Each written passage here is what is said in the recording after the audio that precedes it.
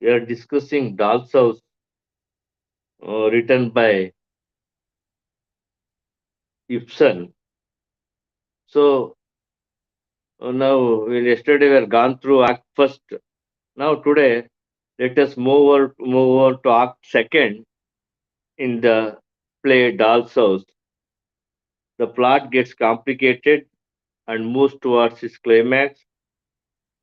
We have already learnt about Nora's confrontation with Krogstad in the last act.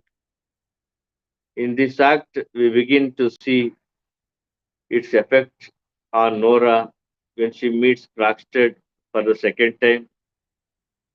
The act also defines the relationship between Nora and Dr. Rank. The theme of suppression of the individual is carried forward by dilating on the problems of Dr. Rank and Krogstad. The secondary theme of the influence of heredity and an environment is also dealt with great detail through the character of Dr. Rank and Krogstad. So Christmas Eve is Act Second. Analysis of this Act Second of the Doll's House written by Ibsen. Christmas Eve is over and it is the Christmas day. Nora's restless. She is worried about Crockstead's letter, which would reveal her secret to Elmer. She looks puzzled and wishes to dismiss his threat lightly. She avoids seeing her children because Elmer's words, a fog of lies like that in a household, and it spreads diseases and infection to every part of it, every breath that children take in that kind of house, wrecking with evil germs. Hey, about the corruptive influence of flying mother on her children. So, reverberate in her ears, she is afraid that may corrupt them and therefore tells Anna Mary, the nursemaid, that the children should get used to seeing their mother less often than not. We learn from their conversation that Anna Mary had a daughter who was born outside of her wedlock. She was forced to hand over her daughter to strangers because she was deserted by her lover. When asked Anne Mary,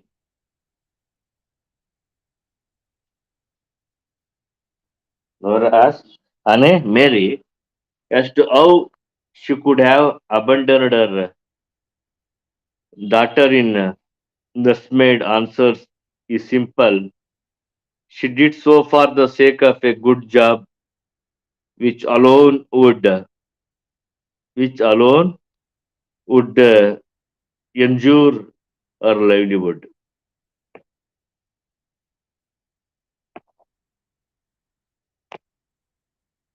So it is Mary who had looked after Nora since her childhood days. This information reassures Nora that she will take care of her children too in her absence. This piece of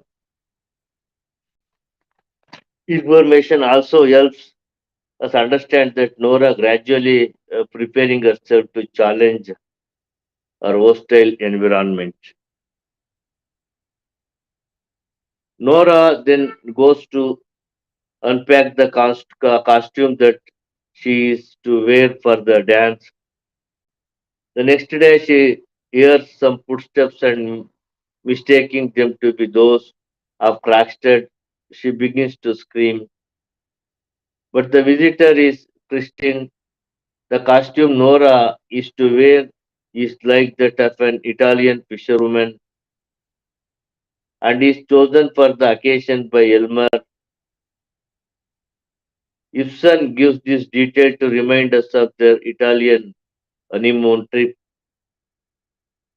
The costume has a tear in it. Christine, who has just now entered the house, offers her help and sits to repair the dress. The two friends discuss Dr. Rank. He suffers from tuberculosis of the spine. He has inherited it from his father, who led an immoral life and had several mistresses. Christine is shocked to learn about the effects of venereal diseases from none other than an innocent girl like Nora. Elmer, we are told, as had so possessive of Nora that he never entertained any talk about her old friends. Nora therefore discusses her personal matters with Dr. Rank, and it is he who has told her about his disease. Christine immediately suspects him to be the rich admirer Nora has once mentioned about.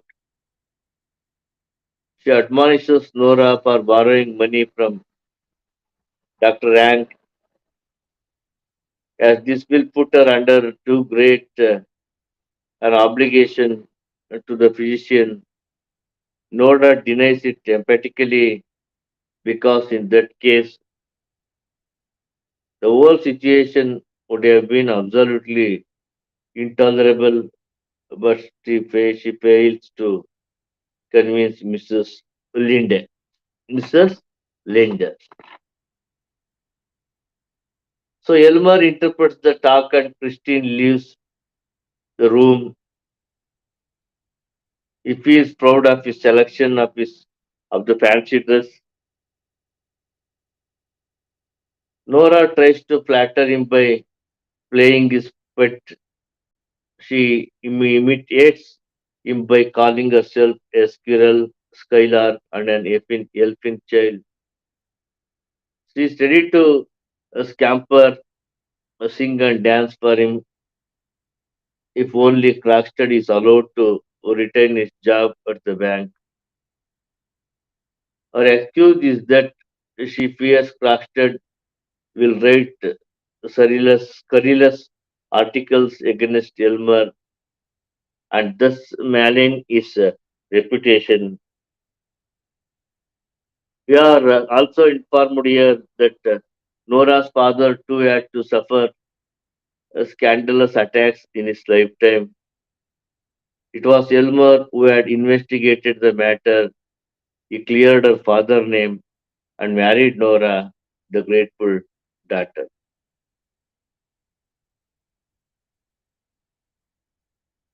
But the Elmer had decided to dismiss Kragstad,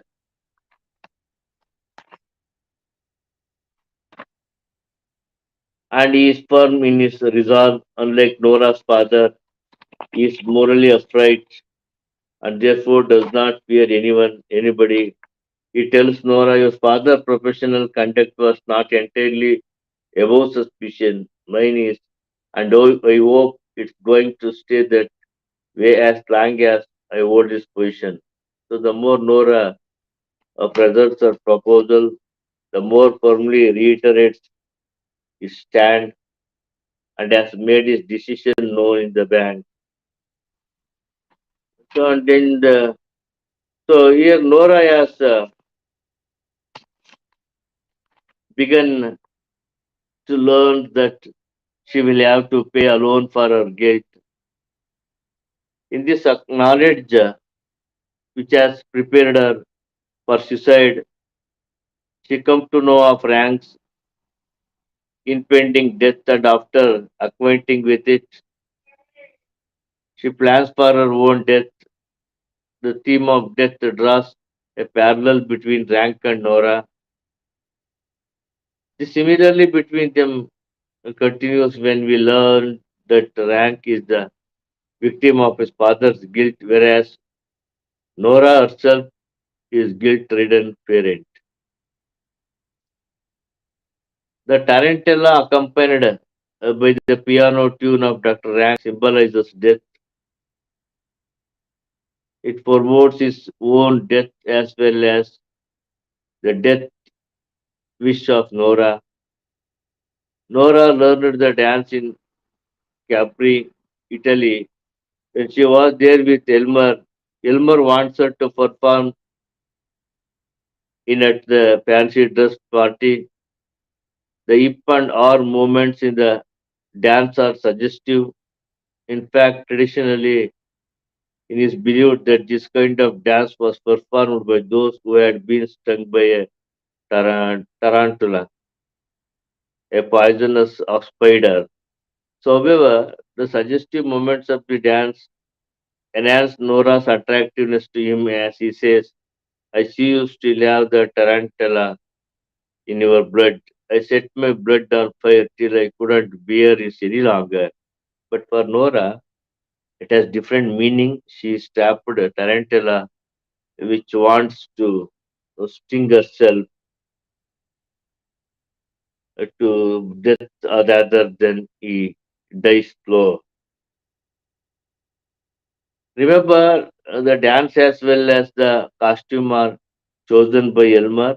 The same dance symbolically will be the end of his marriage. The understanding, as you know, between Elmer and Nora has been that the farmer will not open the letter box until the final performances of the dance is over, and the letter box contains the forged note. Nora will prefer death to her husband's disgrace. She believes that the offense will be forgiven after her death. Thus, the play become a platform for the playwright to champion the cause of individual freedom, especially of women. After Dr. Rank's declaration of his passionate love for her, Nora realizes for the first time that her marriage with Torvald is based on sex rather than on love. It is with this outstanding that she begins her search for identity and finds that she is nothing more than a romantic petard playing for her husband. Also, she sees a drawback either too unknown to her in O. Elmer character. Her morally upright husband can excuse Crackstead for his disrepute, but cannot tolerate his friendship in public. For Nora, it is a petty thing, but for Elmer, it's a sure cause of Crackstead dismissal.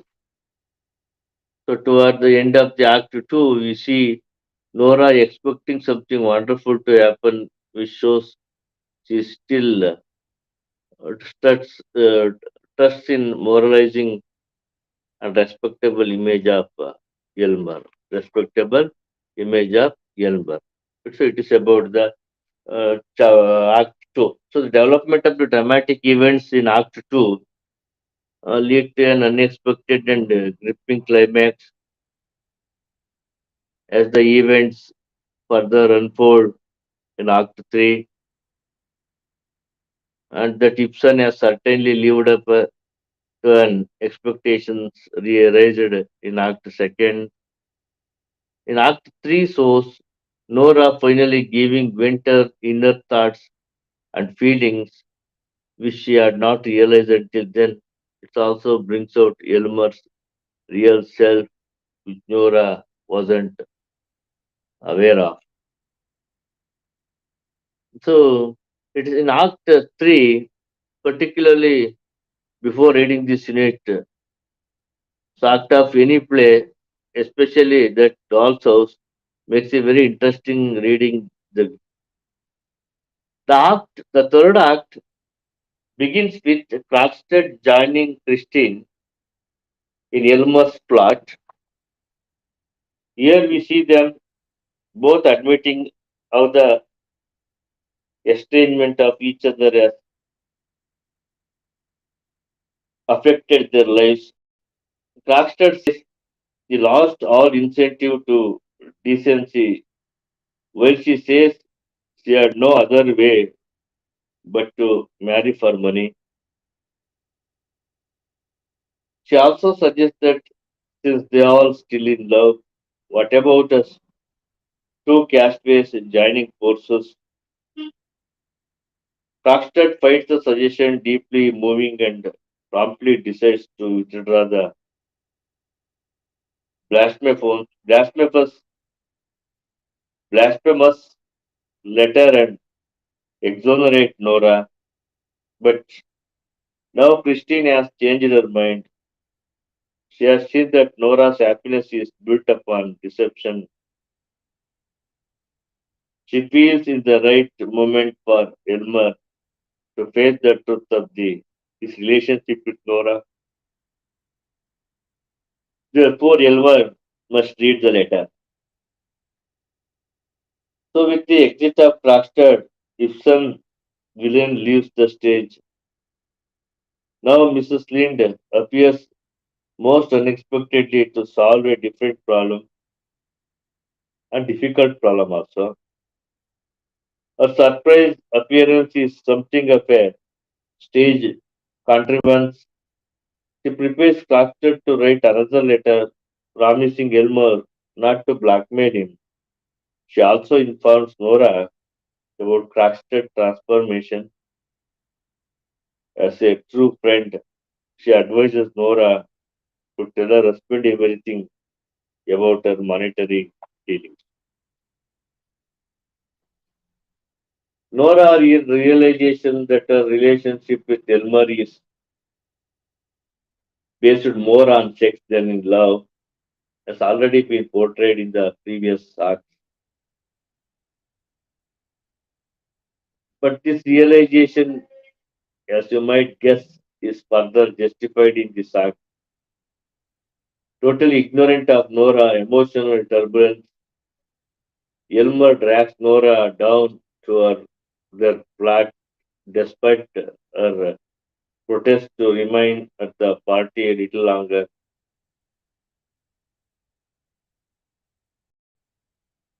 Longs for her and expresses his passion in these words. All evening I have been longing for you and in nothing else, and I watched you dancing and swaying in the tarantella. My blood was on my fire. I could not bear it any longer, and that is why I brought you down here with me so early. Nora twist out of his embrace. They are interrupted by Dr. Rank, who is on his way home. As he enters, Nora senses that they will not see him again. He is going home to die like a wounded animal. The thought of death sours Nora. Perhaps Ibsen could not allow the audience to guess that Nora would seek protection from a lover. Elmer then goes towards the letter box and finds Dr. Rank's visiting card marked in black. When Nora explains the meaning of the black cross, Elmer clasps her more closely and whispers into her ears, "You know, Nora, many's the time I wish you were threatened by some terrible danger, so I could risk everything, body and soul, for your sake." I would like to point out the irony of this statement here, because, as well all know, Nora is engulfed by danger and his consequence is lurking close by. It remains to see whether Torvald will fulfill his promise and risking everything for the sake of his wife. For the sake of his wife.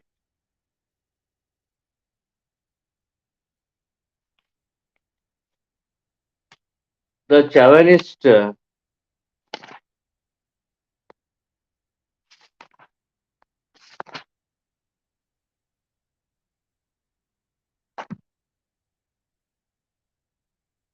in Elmer is exposed once he reads the letter.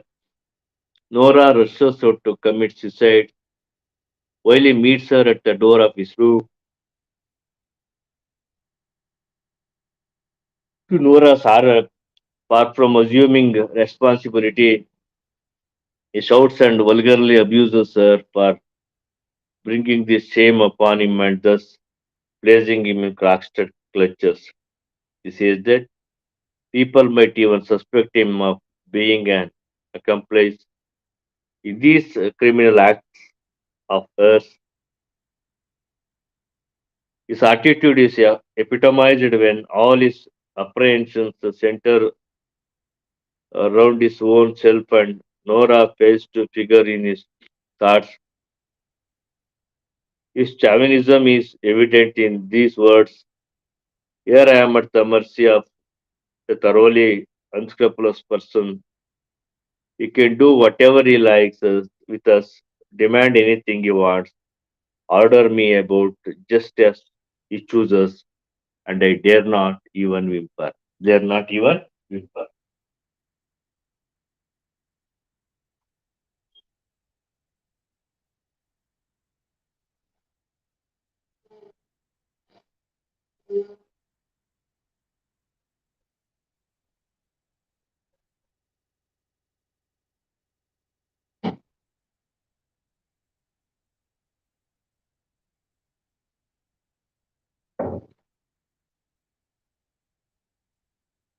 So it is about the third act information. Next important themes and meaning of the play Doll's House. Theme and meaning of the play Doll's House. The play makes marks the parting of the ways between the old and the new drama of the 19th century. It portrays real people and their honest suffering in costume, setting, and language. It's an aimed at reality. His purpose was to destroy the feeling of remoteness from the social issues on the stage. The play is one of the best specimens of the realistic drama. In this play, we do not come across extraordinary characters engaged in extraordinary exploits. Nora and Torvald Elmer are ordinary people who become involved in a network of ordinary events. Their actions are to be judged by what we know of the commonplaces of human nature.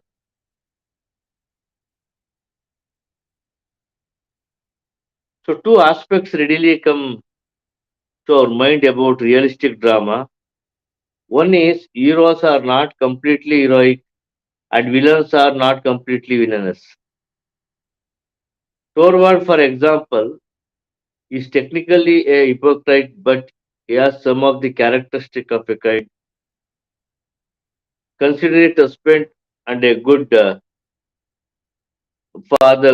father. Nora, technically, the heroine is a fibber, if not actually a liar.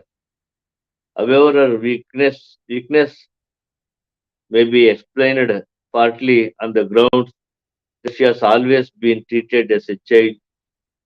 Secondly, the purpose of this realistic drama then to portray people as they were without glamorizing their characteristic qualities. In addition to surface realism, Ibsen introduced psychological realism, and G. Wilson Knight stated that Ibsen changed the intent of modern drama by giving importance to the inner life of his characters. Ronald Clive Stewart declared that a doll's house is more than perfect machine, it's a living organism. The issue is simple. The study of women or dramatic presentation of the human question. The major issues raised in the play are as follows.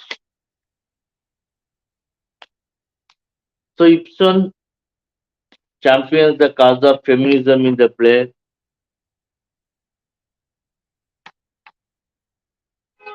This particular theme forms a part of the larger theme.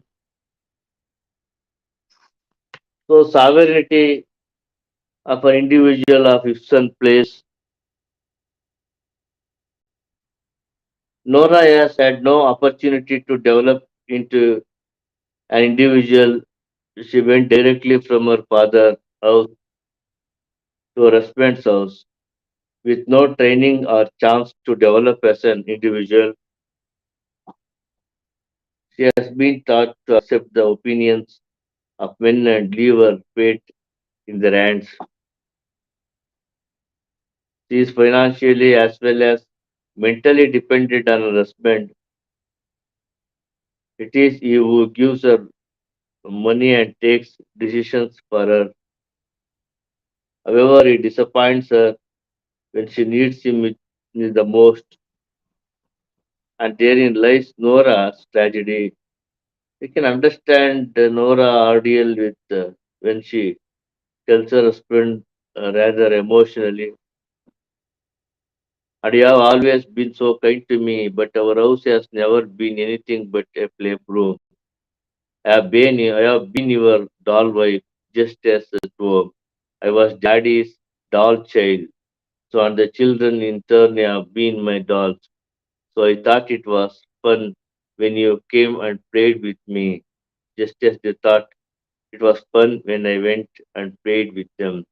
So that's been our marriage forward.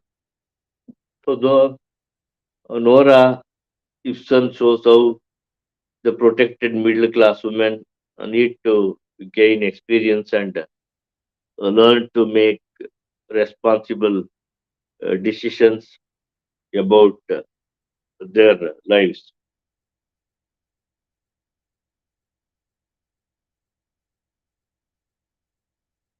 So Nora realizes her mistake and at the end states, I must take steps to educate myself. You are not the man to help me there. That's something I must do on my own. That is why I am leaving you.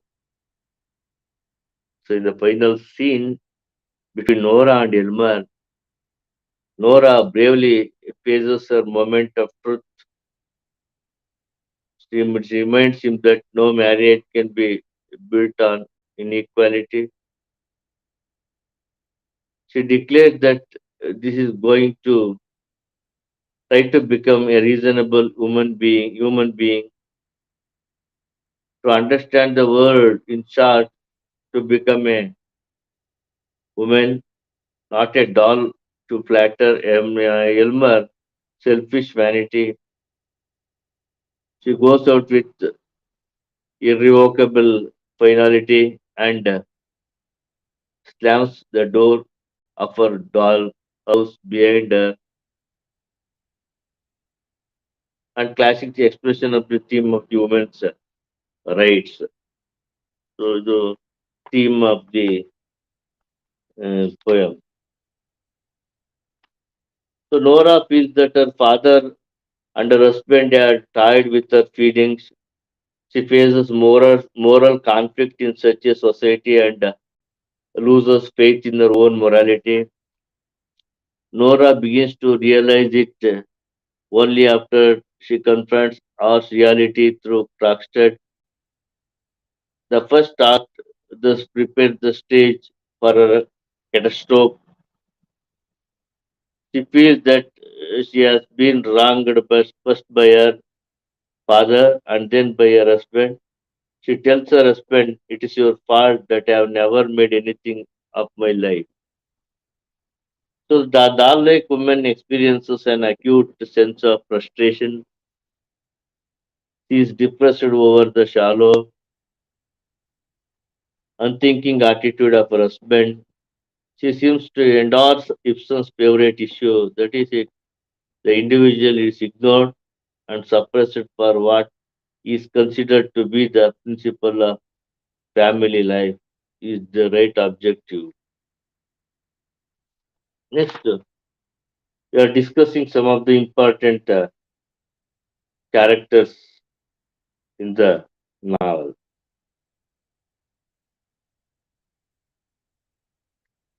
So Nora is one of the important character in Doll's House. In fact, Nora is not extravagant for herself, but only for the children. She saves money which she might have spent on herself to pay back a secret loan she had raised for her husband's sake. So in this, she is self-sacrificing, but her attitude to her husband is not straightforward. She pretends to be absolutely subservient to him, even in such a simple matter as the eating of macarons, which he has which he has forbidden. I would never dream, she says, of doing anything you did not want me to. Yet their friend Dr. Rank, a bachelor, calls all them every day. Dr. Rank would hardly have done so without Nora's encouragement and Elmer's connivance. No wonder Mrs. Lind advises her, as she learns more and more about it, to give up all this business with Dr. Rank. Ibsen implies that Nora is using Dr. Rank as an emotional substitute for her husband. When she tries off his company, she says almost as much to Dr. Rank, which betrays in desperation at the prospect of an early death to bring their relationship out into the open. She would prefer not to acknowledge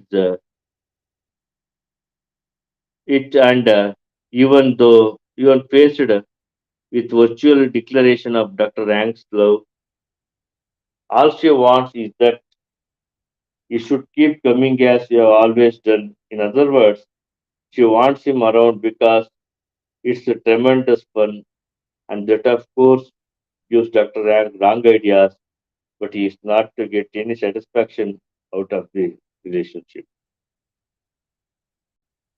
Nora tries to justify such a relationship by making the distinction between those people you love and those people you would almost rather be with.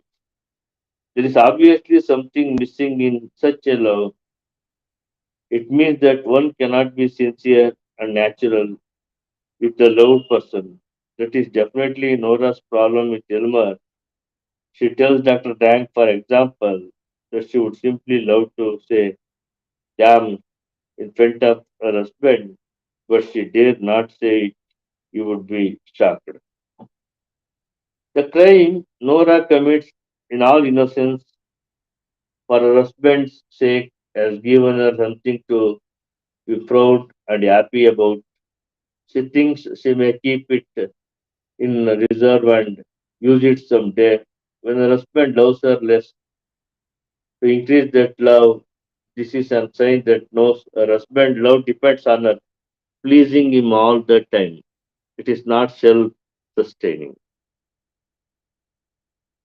Nora has many weaknesses. She talks childishly about money and power. She is rather thoughtless and inconsiderate. She hears about the death of Mrs. Lind's husband and often thinks of writing to her but fails to do so for the 3 years. She asks the feelings she ought to experience but doesn't. In the last scene of the play, she finds her real identity as a woman and as a person. She awakens to realize of her married life, which she describes very frankly. Nora's first duty, she realizes, is her duty to herself as an individual to think things out of for herself. If this brings her in conflict with society, she must discover who is right, society or me. So these are typical Ibsenic ideas. The driving force of all is place. Believing her husband and children, Nora puts herself into a position to begin a new life. A very difficult in one hand, she will educate herself and learn to stand alone. So Elmer is another important character. Elmer is the husband of Nora. He is in every way the dominant male in a male dominated society. He knows all the devices by which women must be kept in their place. It is impossible for him to see any situation from Nora's point of view. His kindness to her, which asks, acknowledges, requires her to accept his lead in all matters. More important, Elmer has no ideas other than those which society considers valid. It never seems to strike him that there may be things in life more precious than a nice, safe job and good fit income. Nora is his pet, one of his possessions. Elmer is very hard on those who break the moral and social laws of society. Even if circumstances provide them with no choices, his forgiveness requires that the guilty person confesses his guilty and take his punishment. There is no softness of heart, no generosity of spirit in him. He judges Krogstad in the harshest terms, assuming that no case can be made for treating him sympathetically. He sees himself as a model of moral uprightness and is very upset when Nora, on one occasion, finds that he is motivated by petty considerations. He has great confidence in his courage and strength, which may be justified, but he lacks humility and simplicity. When Nora dances at a party and is applauded, she wishes to remain and enjoy the rest of the evening. Elmer insisted on leaving immediately for the sake of theatrical effect it produces. An exit, he claims, should always be effective. He is also extremely complacent. When Nora says to him, everything do you is right, he misses the irony. His comment is, there is my little Skylar talking common sense. So the remarks Elmer makes when he hears that Dr. Rank is likely to die soon prove how insensitive he can be to other people. He sees Dr. Rank's suffering and loneliness only as a background of dark cloud to the sunshine of his life with Nora. She is so shocked that he can want to make love up to her when he knows that his friend is dying. When Elmer reads Krogstad's first letter, his violent reaction is a measure of the man. He condemns Nora without the slightest attempt to hear her side of the story.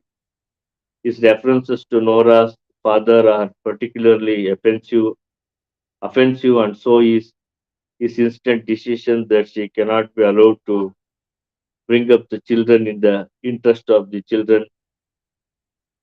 So his cry of joy, I am saved, shows that he sees only himself at the center of the drama.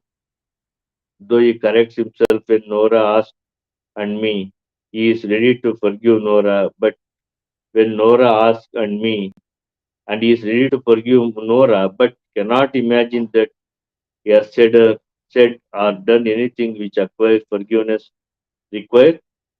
from her. There's a kind of moral blindness in that which is a major factor in driving Nora to leave him forever. Next, another character, Mrs. Lind or Linde. Of the other characters, Mrs. Lind is first presented to us as a woman who has lost everything.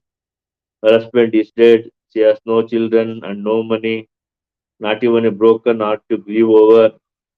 Yet, from the very start, we see her in a better light. Then we see Nora asked by Nora to talk about herself. She is strong enough to say, no, I want to hear about you. So we soon discover that Mrs. Lind has the will to start her life afresh by boldly linking up with Crackstead, who is in a position somewhat similar to hers. She succeeded in that enterprise. She also succeeded in rescuing the Elmers from a possible scandal. Her moral outlook is demonstrated at a crucial moment in the play when she allows Elmer to get hold of Crackstead letter, which she could have prevented. Her motive is to end the secrecy and deception between the Elmers. Mrs. Lind is not responsible for Nora's leaving her husband. The decision is wholly Nora's, but she is instrumental in creating the confrontation between Elmer and Nora, which leads to the breakup of their marriage. To that extent, she leaves the cause of truth. This is among Ibsen's recurrent themes. One must serve the cause of truth, however painful the consequences. So, as per Krogstad, it is to his credit that he is inspired by Mrs. Lind to be a different person. Once she offers to be his wife, wants immediately to undo the wrong he has done in seeking to exercise a blackmailer's control over Elmer to protect and advance his career. Despite his misfortunes, he has remained susceptible to moral and emotional considerations. He is therefore more human than Elmer, who prides himself on never having violated society moral code. This is about the important characters of the drama that it also is written by Ibsen Plus. It is about the uh, prescribed syllabus for your first year BA Optional English. I hope you are all get the benefited from my classes. I wish you all the best of your best luck or good luck for your examination. Okay, bye. See you. Good luck.